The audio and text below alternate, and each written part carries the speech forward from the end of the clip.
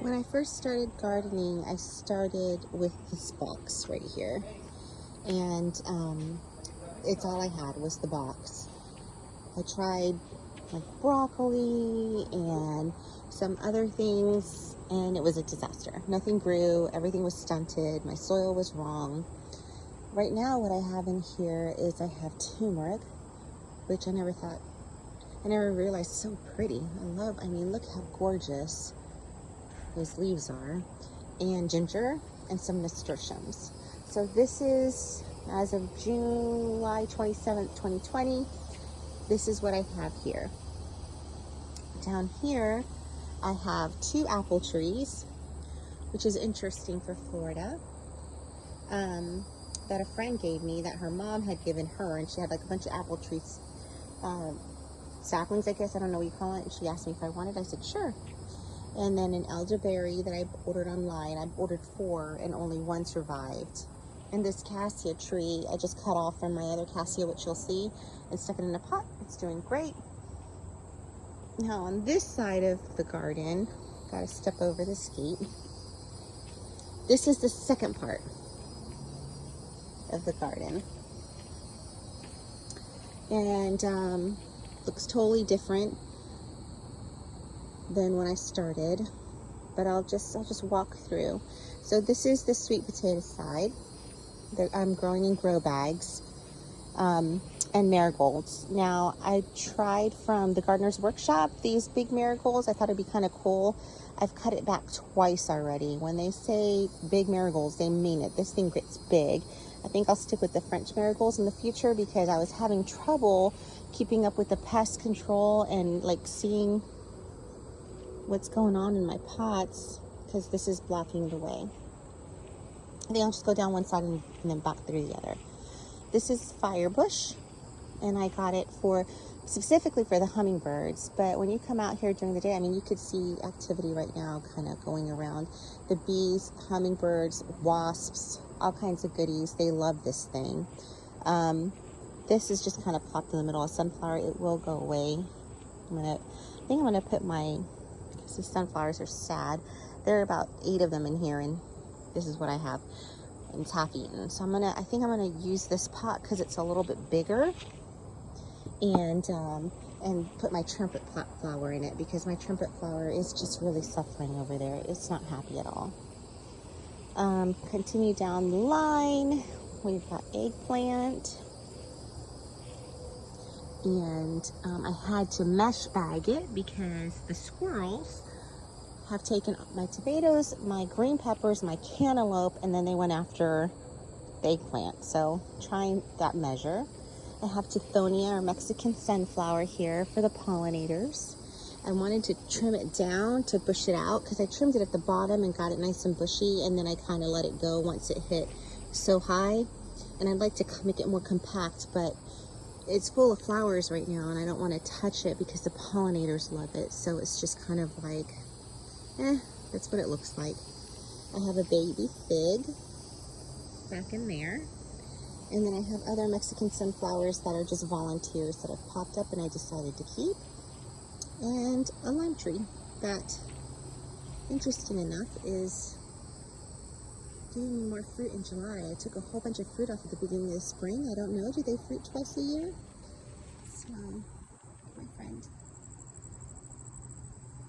Another friend down there moving around. We'll circle back around. So once we get to the bottom, it's just a circle. This is all blueberries. And this is a volunteer that I didn't realize until one day I was like, that's a funny looking blueberry. And then I was like, oh, it's basil. And these ferns are coming up. I probably need to do something with them. They're just coming up from the moisture in between the cloth pots. I guess I should tell you. So up here, those are the sweet potatoes are in grow bags. Marigolds are in the ground. Firebush is in grow bags. Eggplants are in pots. Tithonia in the ground. Fig in a container pot. Lime tree in a grow bag. I've got some catnip that I cut back because it was just taking over the walkway. I couldn't walk over here. don't know if I heard it or not, but I'm sure it'll bounce back. Containers, okra, and more marigolds in the ground. My fennel, I just let it go wild for the butterflies in a grow bag, and some kind of bean in the ground. This little section here, as we come around, I've got some peppers and things in there. It's just looking kind of rough. So I think for summer, like, we might be done. I don't know. This I overwintered, and it gave me so many beautiful green peppers that the squirrels all ate. I got to enjoy 2 of them out of like the 10 it produced. It did great overwintering. As far as these, that's a little green pepper. That's a hot pepper, and those are dactyl peppers. This Everglades was a volunteer that I trimmed back big time because it was just shading out everything and just growing into everything and taking over everything. And I was like, let's give these peppers a chance. And so I just chopped it down to the ground. So I'm really thinking I'm just going to clear this whole section through here and start again. This is all for pollinators. So I have zinnia, I have basil that I let flower, straw flower, lisianthus, cone flowers, some more tinthonia that I just keep chopping and chopping and chopping and chopping, getting nice and bushy so that when everything else dies off, this will last a little bit longer. Oh man, mosquitoes are out. That one had blood. Ouch. This is just a sad pot that needs help, so we'll do that. And then down this way is just another little walkway. So this was my second part of my garden. After my grow box, this is where I went in and started, and except for this little section of sadness, it's looking pretty good. I do have a little, I use this as a dog gate my neighbor gave me, but it's hard to open and close, so I just use some clothing closet racks and I just step over it. It's just easier. All right, so section 1 started off trying with the box. Section 2 was all of this. Section 3 was just this square section around this this cement block, because I did rain gutters when we first moved in because we don't have gutters, and I just had rocks all the way around the perimeter. So I was like, oh, I'll move some of the rocks and I'll grow some stuff. Originally this was all liatris, but then I just needed more gardening space, so grow bags took it over. So that's a volunteer marigold. These are all volunteers. Last year I had marigolds in my grow box, and when it was cascading over, gorgeous. And then one day, you know, they were drying, I wasn't paying attention, and all the seeds fell, and I just swept it all off, and I was gifted with this this year. So we have, this is the Costco rosemary Christmas tree that has taken over in a grow bag. This is an olive tree in a grow bag. And I have bunching onions in a grow bag. And this, originally, you can see there's a stump still, were Brussels sprouts with, Brussels sprouts with parsley companion planted. Okay. That's enough. It's okay. It's okay. Biscuit, no, go inside. You're not allowed to do that. Okay? No, ma'am. Okay, so actually it was like 1 is the box. So this was actually the second spot, was the gutter rock perimeter, and then that all was the third spot. Then this area over here was just muddy and not growing. It kind of all looked like that, and so I decided to edge it out and use it. So the way I design the layout of my gardens is, where's the grass struggling, and then that's where I'm going to put a bed. So originally all along the back here, not including all those weeds, those artillery weeds are impossible to control, but right along the back here were all Brussels sprouts with the blackberries, and then just some pollinator attraction. And that was the next thing developed. And then this was developed. So here I have a tiny banana, a cassia for the sulfur butterflies. I'm trying to do host plants, and I watched Wild Floridian, and she does a host plant with a nectar source.